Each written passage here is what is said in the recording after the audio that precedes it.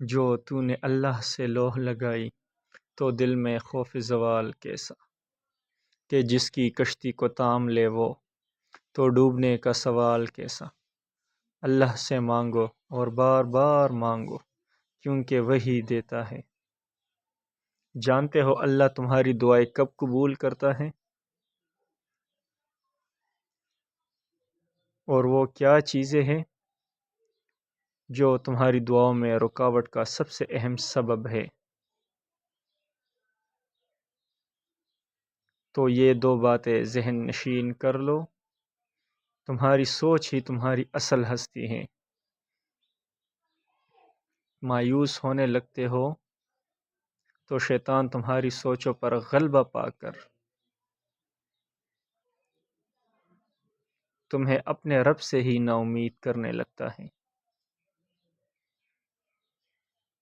اللہ قرآن میں خود فرماتا ہے، کہو کہ میں انسان کے پروردگار کی پناہ مانگتا ہوں، کیونکہ جب تم ناممکن کی وسوسوں سے ہمت ہار کر،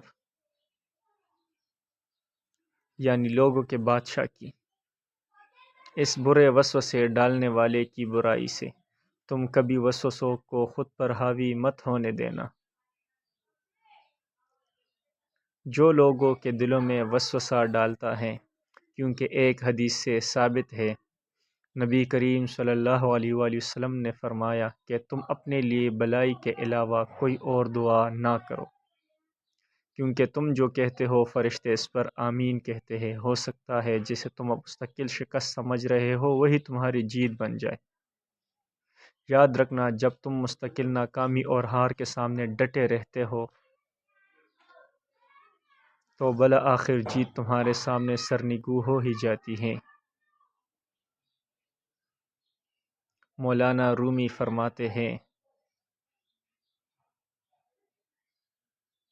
کہ تمہاری قسمت تمہیں ان راستوں تک لاتی ہے جو اللہ نے تمہارے لیے لکھے ہوتے ہیں، مگر تمہیں ملتا وہی ہے جس کی تم دعا کرتے ہو۔ اور اگر تمہیں لگتا ہے کہ اللہ تمہاری بار بار مانگی دعا قبول نہیں فرما رہا، تو سنو، وہ مہربان تمہاری خواہشیں اور تمہاری ضرورتیں پوری کرنے سے قاصر نہیں ہے۔ کسی ایک چیز کو اچھا اور ایک کو برا سمجھنا یہ تمہاری اپنی رائے ہے، جو تمہاری نگاہ میں ہو سکتا ہے بہت قابل قدر ہو، مگر خوب جان لو کہ تمہارا رب اپنی ذات و صفات میں ہر ایک سے بالا تر ہے، اور وہ پوری طرح باخبر ہونے کے باوجود بھی تمہارے حق میں رحیم ہے۔ اور جو چیز تمہاری زندگی کے لیے بہترین، مستقل اور باعث سکون ہوتی ہے، وہ رب اس کی تدبیریں خود بناتا ہے۔ یاد رکھو، اگر تمہاری تقدیر نہیں بدلتی نا، تو تمہارا دل بدل کر تمہاری زندگی سنوار دیتی ہے۔ تمہارا رب تمہیں جو کچھ عطا کرنا چاہتا ہے، اس کے لیے غیر محسوس طریقے سے اسباب و ذرائع فراہم کر دیتا ہے، کیونکہ وہی جانتا ہے کہ کس رنگ کے دھاگے سے کہاں پیوند لگانا ہے، اور اس کا تم کبھی ادراک نہیں کر سکتے۔ نبی کریم صلی اللہ علیہ وآلہ وسلم نے فرمایا، اے اللہ، کوئی کام آسان نہیں مگر وہی جو تو آسان کر دے، اور تو مشکل کام جب چاہے آسان کر دے۔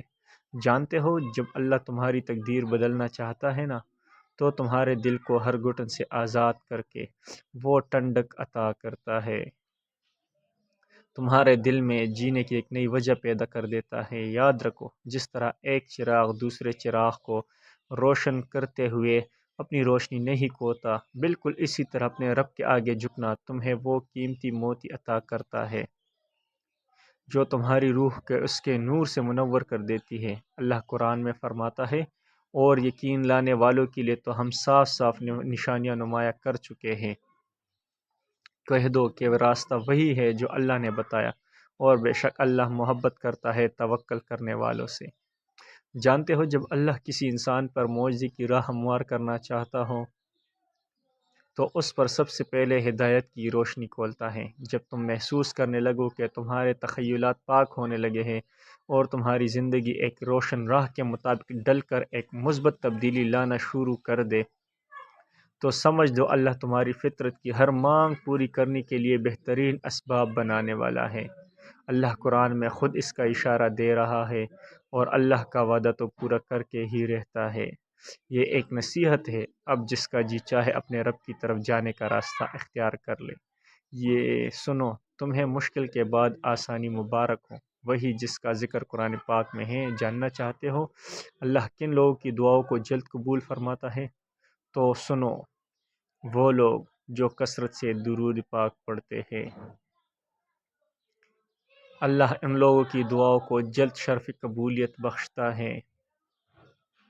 نبی کریم صلی اللہ علیہ وآلہ وسلم نے فرمایا، جو چیز تمہیں فائدہ پہنچا سکتی ہے اسے حاصل کرنے کی کوشش کرو، اور اللہ سے مدد مانگو، بے شک وہ خوب سننے اور جاننے والا ہے۔